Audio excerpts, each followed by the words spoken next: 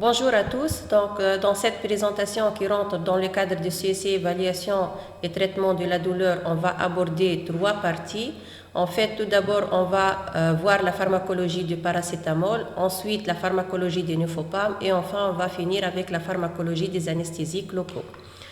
Donc, concernant la pharmacologie du paracétamol, en fait, le paracétamol, aussi appelé acétaminophène dans des articles en anglais ou des livres en anglais, est un antalgique antipyrétique de choix. Il est largement prescrit et utilisé partout dans le monde, aussi en Tunisie. En France, par exemple, 260 millions de doses vendues par an et plus que 290 spécialités commercialisées qui contiennent le paracétamol. En Tunisie, on n'a pas de chiffres des chiffres publiés, mais on sait aussi que le paracétamol en Tunisie, il est largement prescrit soit sous ordonnance ou sans ordonnance par automédication, et il y en a aussi plusieurs spécialités qui leur formule chimique comprennent le paracétamol. Le paracétamol est un analgésique non morphinique ayant largement démontré son efficacité et son iniquité, c'est-à-dire peu d'effets indésirables. À dose thérapeutique, ces effets indésirables ils sont de loin beaucoup moins fréquents que ceux rencontrés avec la prescription des anti-inflammatoires non stéroïdiens, mais il faut faire attention surtout pour les fortes doses ou la prescription d'une façon chronique. Ça peut entraîner des atteintes hépatiques cytolytiques partiellement graves ou aussi des insuffisances rénales organiques. Donc, les mécanismes d'action du paracétamol. En fait, le paracétamol, il va agir comme un analgésique central et a aussi un effet antipyrétique. Il va interagir avec le système sérotoninergique, la voie sérotoninergique descendante. Il va augmenter la libération de la sérotonine au niveau médulaire, pouvant ainsi expliquer son action antalgique. Le paracétamol a des effets mineurs sur l'activité de la cyclooxygénase, que ce soit la cyclooxygénase 1 ou 2. Cette activité, elle est de plus en plus marquée avec les fortes doses. Le paracétamol, il va inhiber partiellement l'activité nociceptive, ce qui explique la supériorité de l'effet antalgique de morphine par rapport au paracétamol. Et le paracétamol, il il est casé aussi dans le palier 1 des antalgiques. Les modalités d'administration du paracétamol, en fait, toutes les modalités sont possibles. Il y en a plusieurs voies d'administration. Péros sous forme de comprimés secs, d'effervescents, des gélules, des lyocs ou des sachets, aussi les sirops pour les enfants. La voie d'administration rectale prescrite essentiellement en pédiatrie sous forme de suppositoire. Il y en a aussi les voies parentérales parce qu'il y a le paracétamol injectable, essentiellement utilisé dans les douleurs aiguës intenses ou en post-opératoire. La posologie, elle est bien recommandée. Chez l'adulte, c'est 500 mg à 1 g par prise. Les prises doivent être espacées au moins de 4 heures. Et la dose maximale, certains disent qu'on ne doit pas dépasser les 4 g par jour, mais certains auteurs, ils tolèrent même les 6 g par jour. Chez l'enfant, la prescription de paracétamol se fait à la dose de 60 mg kg par jour en 4 ou en 6 prises. L'absorption de paracétamol par voie orale, elle est rapide et presque totale, ce qui explique l'effet effet thérapeutique rapide. Le pic plasmatique, il est atteint généralement en 15 à 60 minutes selon la formulation. La distribution du paracétamol, sa demi-vie plasmatique, elle est assez courte, ne passe pas les 3 heures aux doses thérapeutiques. Cette demi-vie, elle augmente essentiellement en cas d'intoxication aiguë qui dépasse 4 heures et le paracétamol, il ne se lie pas d'une façon importante aux protéines plasmatiques, ce qui est un avantage par rapport aux anti-inflammatoires non stéroïdiens. En fait, cette faible liaison protéines plasmatiques, elle n'expose pas aux interactions en cas de prescription chez les patients polymédiqués. Concernant le métabolisme du paracétamol, en fait, 90% à dose thérapeutique, 90% du paracétamol, il va subir une métabolisation hépatique au niveau des cytosols, des hépatocytes. Et il va être transformé en dérivés glucuraux ou sulfoconjugués. Donc, les 10% du paracétamol vont être métabolisés par les cytochromes P450, que ce soit 2E1 ou 3A4. Donc, cette voie de métabolisme, elle va donner un métabolite appelé N-acétyl-P-benzoquinonimine. Ce métabolite est généralement toxique, mais dans les conditions normales, il va être neutralisé par conjugaison avec la glucation réduite et rapidement transformé en métabolite de l'acide mercaptopurite qui sera éliminé par la suite par les urines. En cas de surdosage, il y aura une surconsommation de glucation et la voie serait épuisée, saturée, et l'excès en métabolite toxique, il est énorme. Donc, ce métabolite toxique, NAPQI, il va se lier aux protéines cellulaires des hépatocytes, causant ainsi leur apoptose et leur nécrose, qui est à l'origine de l'atteinte hépatotoxique, qui peut varier de la simple élévation des transaminases jusqu'à l'hépatite fulminante sous paracétamol. Donc, on voit ici que tous les facteurs qui vont augmenter le métabolisme du paracétamol via le cytochrome P450, que ce soit l'association à certains inducteurs enzymatiques ou bien en cas d'éthylisme chronique, ainsi que tous les facteurs qui vont diminuer la disponibilité du glucation, soit un jeûne prolongé, une malnutrition, tous ces facteurs-là, ils peuvent prédisposer à la toxicité du paracétamol, entraînant ainsi des effets indésirables, surtout hépatiques. Passons maintenant à l'élimination du paracétamol. En fait, 90% des métabolites sont inactifs. Ils seront éliminés par voie rénale en 24 heures. Cette demi-vie d'élimination, elle est un peu prolongée en cas d'intoxication ou en cas d'insuffisance rénale. Et il faut savoir aussi que cette demi-vie d'élimination, elle est également fonction du sujet, elle varie avec l'âge.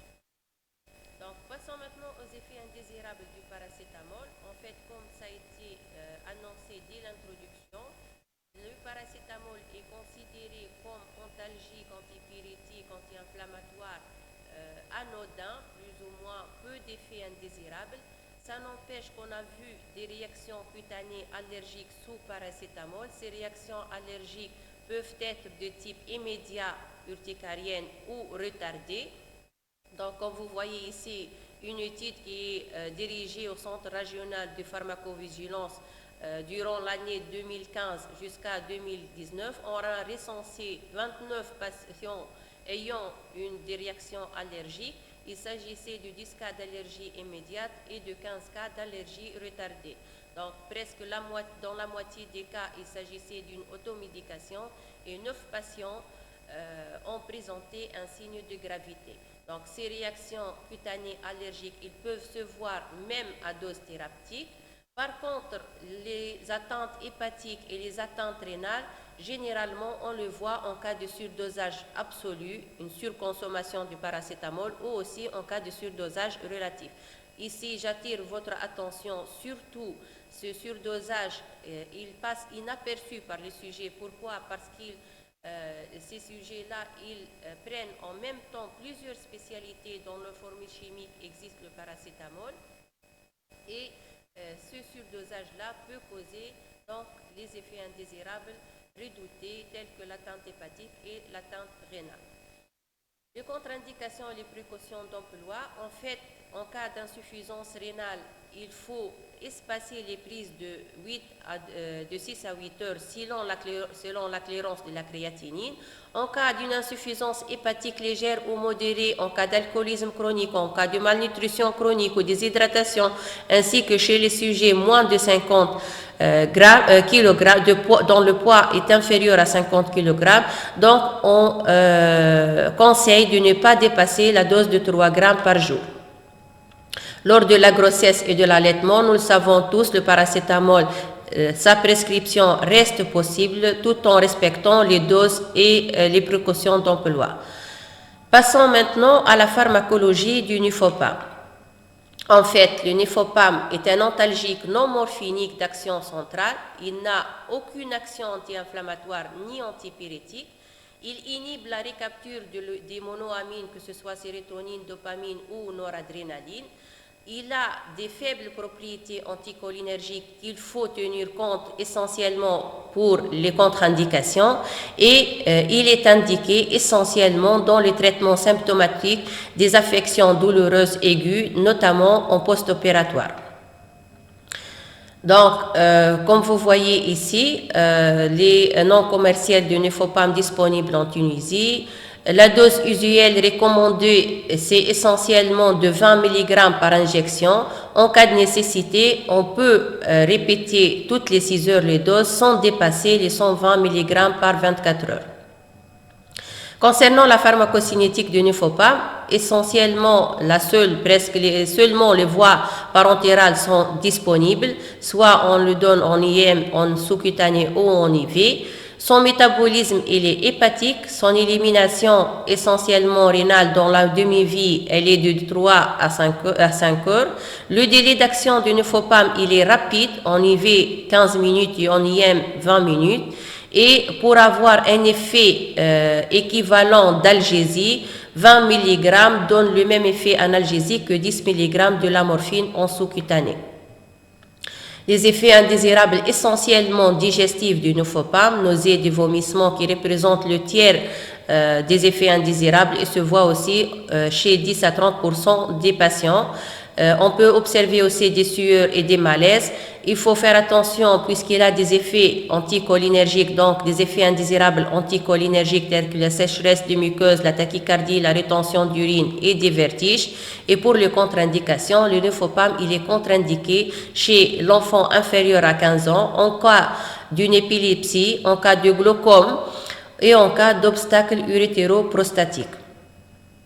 Donc, on va passer à la troisième partie de cette présentation concernant la pharmacologie des anesthésiques locaux. Donc, les anesthésiques locaux sont des médicaments qui vont bloquer d'une façon réversible la conduction nerveuse là où ils sont administrés. Cette inhibition, elle concerne toutes les fibres nerveuses, que ce soit sensitives, motrices et ou végétatives. Et le chef de file de cette classe médicamenteuse est la lidocaïne. Un peu d'historique, c'est en 1860 qu'on a découvert les effets anesthésiques de la cocaïne en application locale. En 1884 marque la première utilisation documentée de la cocaïne pour ses propriétés anesthésiques et c'était dans le domaine de la chirurgie ophtalmologique. La synthèse du premier anesthésique local ester était en 1905 et la synthèse du premier anesthésique local amide c'était en 1943. Concernant les propriétés physico-chimiques des anesthésiques locaux, en fait, tous les anesthésiques locaux ont une structure chimique commune comportant un noyau aromatique, une chaîne intermédiaire qui est soit un ester ou un amine et un résidu amine. Donc ici, la classification selon la structure chimique des anesthésiques locaux, 2 familles disponibles, la famille des aminoesters, qui est actuellement peu utilisée, chef de file de cette famille c'est le procaïne, et la famille des aminoamides qui est la plus prescrite actuellement, et on trouve la lidocaïne, la mépivacaïne, la prilocaïne, etc. Donc, concernant les mécanismes d'action des anesthésiques locaux, en fait, les anesthésiques locaux, ils vont bloquer les canaux sodium voltage dépendants. Ils agissent sous leur forme ionisée en se fixant au sein de ce canal lors de son ouverture. Il faut savoir que seule la forme ionisée, elle est active, mais seule la forme neutre qui peut diffuser la membrane cellulaire.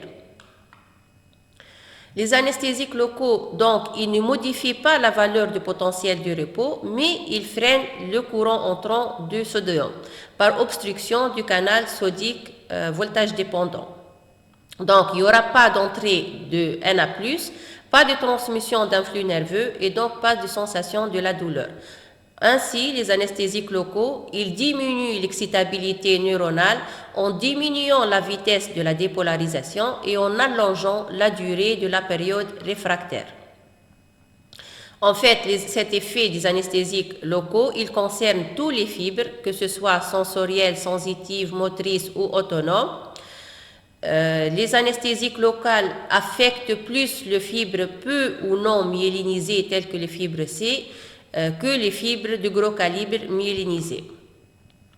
Passons maintenant aux facteurs qui peuvent modifier l'activité des anesthésiques locaux. En fait, les propriétés chimiques, qui sont généralement au nombre de 3, vont déterminer l'activité d'un anesthésique local. Il s'agit essentiellement de la liposolubilité. Il s'agit aussi de la constante d'ionisation, le pKa, et il s'agit aussi du degré de la liaison aux protéines. En fait, la liposolubilité, elle va déterminer la puissance de l'anesthésique locale et sa durée d'action. Par contre, le pKa, c'est le pH auquel 50% du médicament se trouve sous forme ionisée et 50% sous forme non ionisée. Et le degré de liaison aux protéines plasmatiques, c'est pour essentiellement les molécules qui sont fortement liées aux lipoprotéines tissulaires des membranes nerveuses qui ont un effet anesthésique prolongé. La constante d'ionisation, on va en parler un peu, c'est une constante qui va déterminer donc la proportion d'anesthésique locale ionisée ou non ionisée. Donc comme on a vu tout à l'heure, les anesthésiques locaux sont des bases faibles, le pH il varie entre 7,6 et 9 et seule la fraction neutre, c'est-à-dire la fraction non ionisée qui peut franchir la membrane cellulaire, alors que la fraction ionisée elle va agir au niveau du canal sodique. Donc pour les anesthésiques locaux qui ont un pKa élevé, ils ont moins de fraction neutre, donc ils ont un délai d'action plus long. Par contre, les anesthésiques locaux ayant un pK très proche du pH physiologique, c'est-à-dire un pK un peu abaissé, ils ont un délai d'action qui est rapide. Implication en situation clinique, donc il faut savoir que même les faibles variations du pH plasmatique peuvent modifier le degré d'ionisation et donc l'activité pharmacologique d'un anesthésique local. Donc, il existe plusieurs références qui mentionnent les propriétés physico-chimiques des anesthésiques locaux. Concernant la réabsorption des anesthésiques locaux, en fait, c'est le contraire des autres médicaments. Pourquoi? Parce que pour les anesthésiques locaux, on a l'effet pharmacologique, on a besoin de cet effet au niveau local. On n'a pas besoin d'un passage systémique. C'est contrairement aux autres médicaments. Donc la diffusion et la réabsorption sanguine d'un anesthésique local va conditionner les effets indésirables. C'est un effet qui est non souhaitable.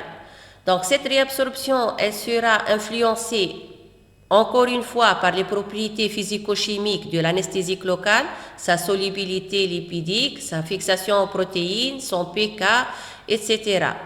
Cette réabsorption des anesthésiques locales, elle sera aussi influencée par la vascularisation des lieux d'injection, ainsi l'application sur une muqueuse richement vascularisée d'un anesthésique local, les concentrations plasmatiques seront importantes et on aura même des concentrations équivalentes à des injections intramusculaires, ce qui va favoriser les effets indésirables qu'on va voir tout à l'heure. Cette réabsorption, elle est aussi influencée par la quantité, par la dose injectée et aussi par la présence ou non d'un adjuvant. Et on parle ici essentiellement de l'adrénaline et de la noradrénaline qui sont des adjuvants vasoconstricteurs. Donc, ils vont ralentir cette réabsorption. Ce passage systémique, il est ralenti, il est faible. La demi-vie plasmatique, elle est très variable, mais en général, elle est brève d'un anesthésique local.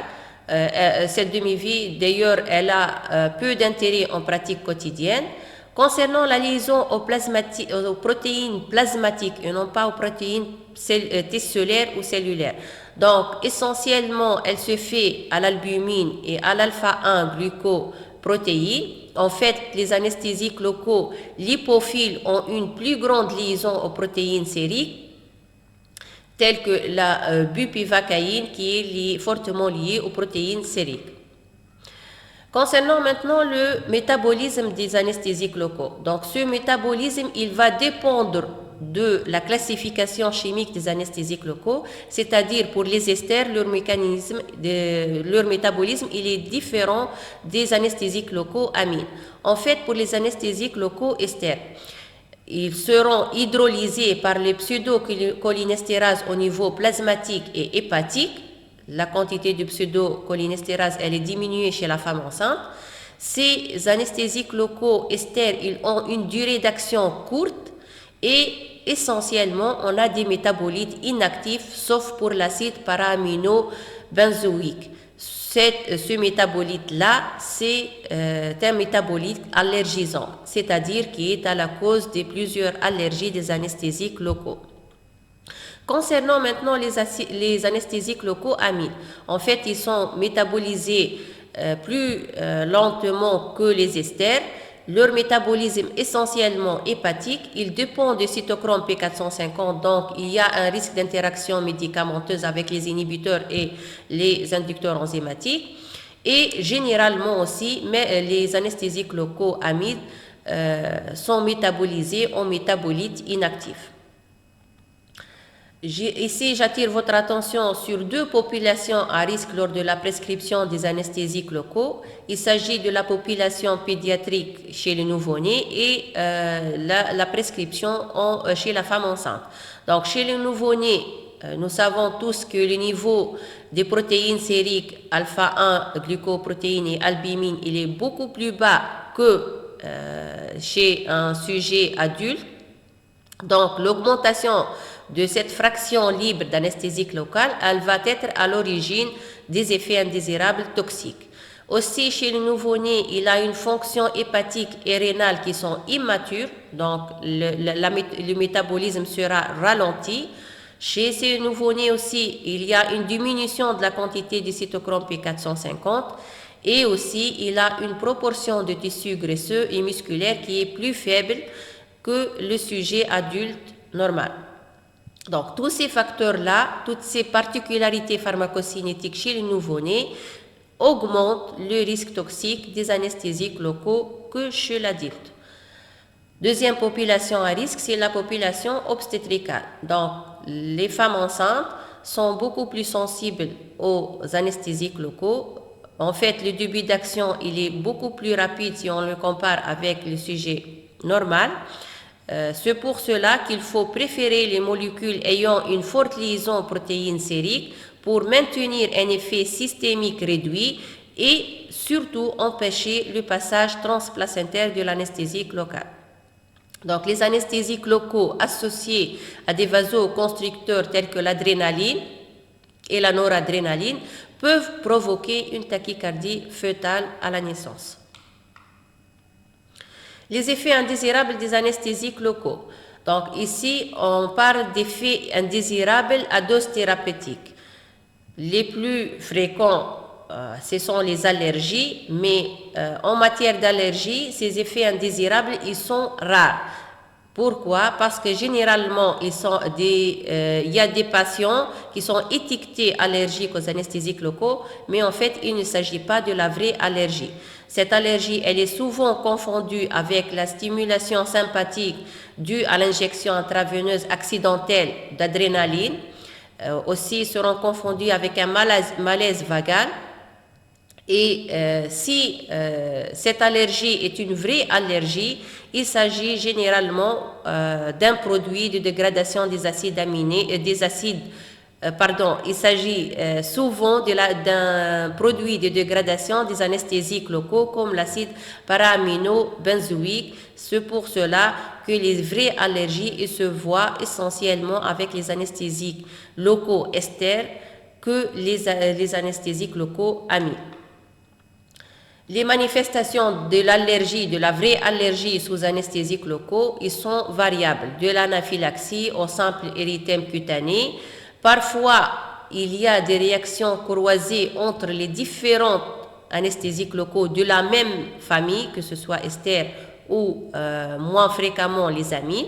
Mais généralement, lorsqu'on a un patient allergique à un anesthésique local ester, on peut prescrire un anesthésique local amide parce que la réaction croisée entre ester et amine, elle est vraiment rare et voire même exceptionnelle. Parfois, cette allergie, elle est due aux produits adjuvants et aux solvants tels que le sulfure et les parabènes. Et dans tous les cas, si la manifestation d'allergie elle se voit chez un patient chez qui on vient de lui prescrire un anesthésique local, il faut faire une enquête de pharmacovigilance et des tests d'allergie pour bien diriger la conduite ultérieurement. Autre effet indésirable qui peuvent se voir aussi à dose thérapeutique, il y a la nécrose locale, mais essentiellement c'est un effet indésirable qui est dû à une erreur technique. Les anesthésiques locaux associés aux vasoconstricteurs exposent plus à ce risque. C'est pour cela qu'il faut prescrire les anesthésiques locaux associés aux vasoconstricteurs dans les régions dépourvues de circulation collatérale telles que l'œil, le doigt et le verge. Autre effet indésirable qui est dû au non-respect des règles d'asepsie, ce sont les infections. On passe maintenant aux effets indésirables qui sont dus à une toxicité aiguë ou à un surdosage par les anesthésiques locaux. En fait, l'administration des quantités excessives, c'est-à-dire des doses répétées, ou l'administration intravasculaire directe accidentelle peut déterminer l'apparition des effets indésirables graves, et on parle ici des effets indésirables graves cardiovasculaires et neurologiques. Donc, pour la toxicité cardiaque, c'est les deux types de toxicité, ils sont dose dépendants. Donc, à faible dose, on peut voir des troubles de rythme, et à forte dose, à des doses élevées, on peut voir une dépression de l'activité cardiaque, une bradycardie et une vasodilatation.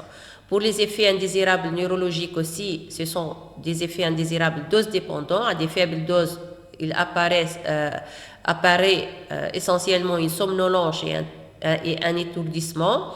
Les signes annonciateurs sont de type fourmillement des extrémités, bourdonnement d'oreilles, des céphalées. Ce sont les signes annonciateurs d'une toxicité neurologique.